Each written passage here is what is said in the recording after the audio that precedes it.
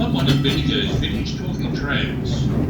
I'd like to take you back to the beginning of Bendigo's story by acknowledging the traditional owners of the land on which we live today, the Judge Uncle, and paying our respects to elders past and present. The area we are travelling on today is known as Janduk or Country. Judge Uncle have lived in our traditional lands and cared for Janduk over many thousands of years. Judge Uncle have a strong spiritual and cultural connection to Janduk. It is a landscape in which the tangible is interwoven with dreaming stories, lore and ancestral spirits. Take a moment to visualise the land where our view would only be limited by the many iron bark and eucalyptus trees that thrive here. In the late 1830s, the area became partial settlement and was known as the Ravenswood Sheep Run. The overseer of the southern area was Tom Myers. Tom was a dab hand with his fists and an admirer of the renowned British bare-knuckled boxer William Bendigo Thompson, who was nicknamed Bendigo. In 1841, Tom named the Bendigo Creek in his honour, and the name stuck. Gold was discovered along the Bendigo Creek in September 1851 by Margaret Kennedy and Julia Farrell, whose husbands worked on the sheep run.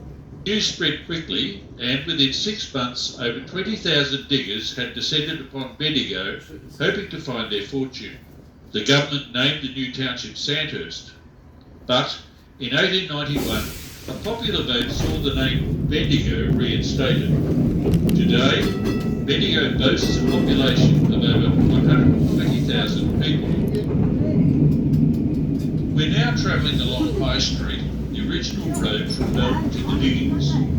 This road was carved out by the marching of diggers' feet and the wheels of their wagons. Bendigo was known as the Golden City. More than 5,500 apprentice shafts were sunk on the Bendigo goldfield, representing the largest concentration of lead shafts anywhere in the world.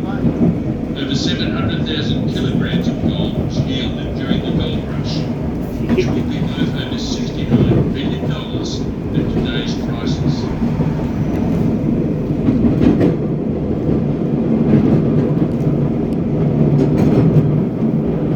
Coming up on our left is the Sacred Heart Cathedral.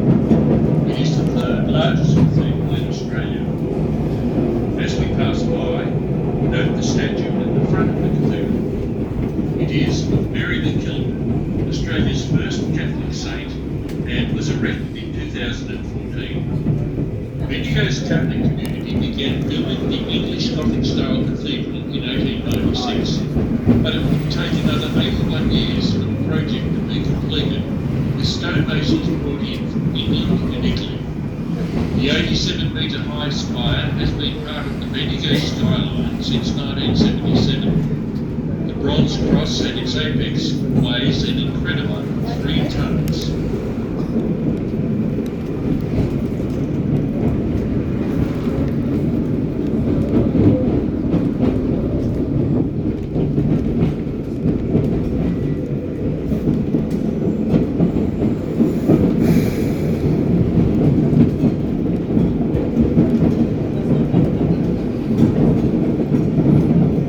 Some of Bendigo's names sound familiar to that of a monopoly board. Bendigo's founders were keen to give their city an English air, so they named the area we are entering Charing Cross, and the street ahead Pall Mall.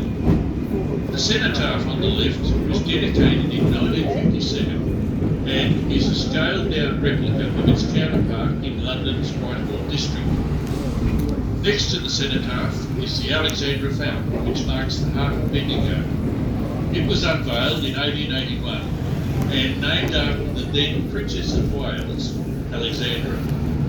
View Street runs up the hill to our left and is the hub of Bendigo's arts precinct, featuring the Capitol Theatre, the Trove Visual Arts Centre and the Bendigo Art Gallery.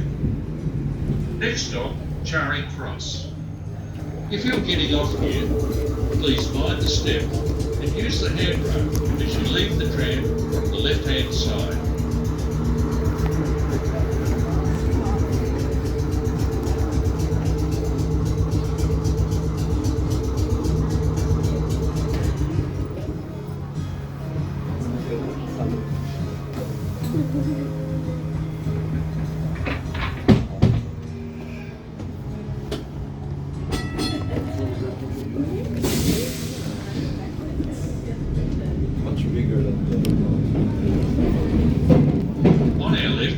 Rosalind Park, named after Rosalind from Shakespeare's play As You Like It. The park was opened in 1870. The Soldiers Memorial Hall on your left is built over what was once the main shaft of the Hustlers Oil Reserve gold mine. For decades it thundered away in the city centre, mining the Great Hustlers Reef, one of the richest reefs ever discovered in Australia.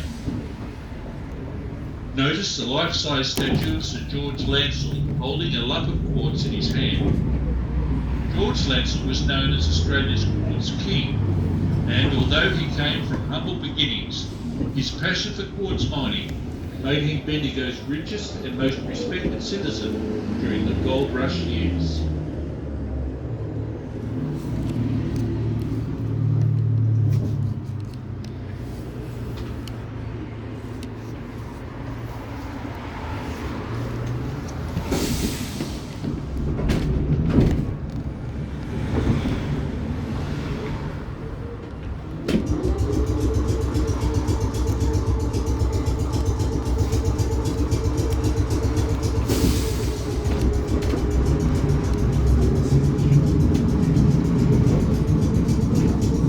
Notice the building on the left with a clock tower. It was designed by Major George Watson and is an example of Renaissance revival architecture. Originally built as the Sandhurst Public Offices in 1887, it became the Bendigo Post Office and Federation. Beside it is the former Bendigo Law Courts. Today, this complex operates as the Bendigo Visitor Centre and is home to the Post Office Gallery and Living Arts Space. To our left is the historic Conservatory Gardens. Erected in 1892, it is the oldest public conservatory in Victoria. The conservatory is significant as many other public conservatories have been destroyed, making this a rare style of structure.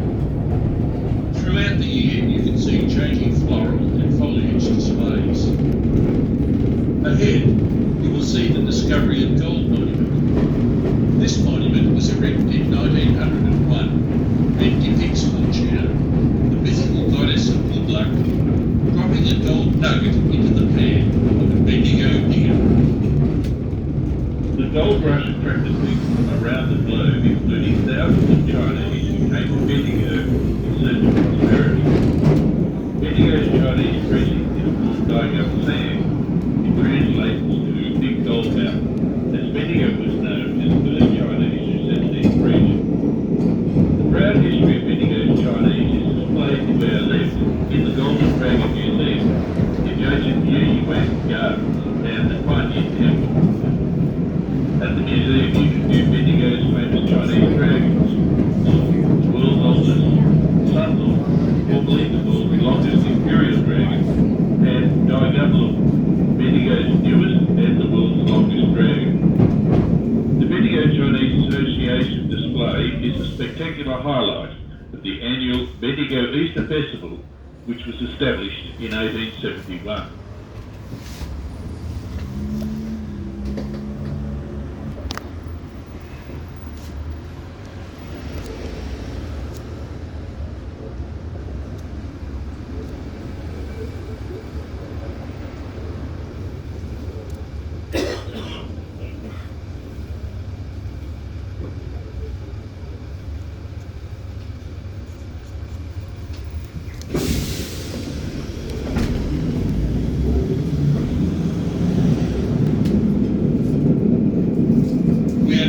St. Killian's Church. It is one of the largest wooden churches in the Southern Hemisphere and was the fourth church to be built in Bendigo. In the courtyard you will notice the gravestone of its founder, Catholic priest Reverend Dr. Henry Bacchus, a German immigrant. Bendigo boasts a number of significant religious sites including the Great Stupa of Universal Compassion, located in Myers Flat. It is the largest water stupa in the Western world and is home to the Jade Water for Universal Peace.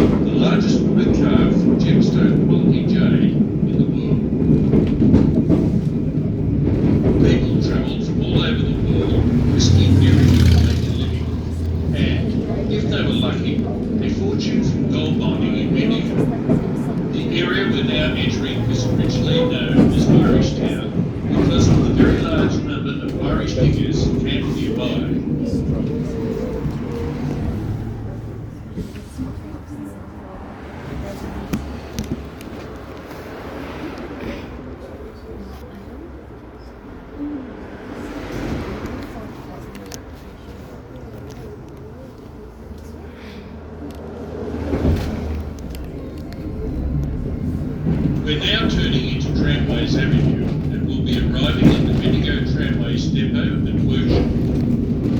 Opened in 1903, it is the oldest operating tram depot in Australia.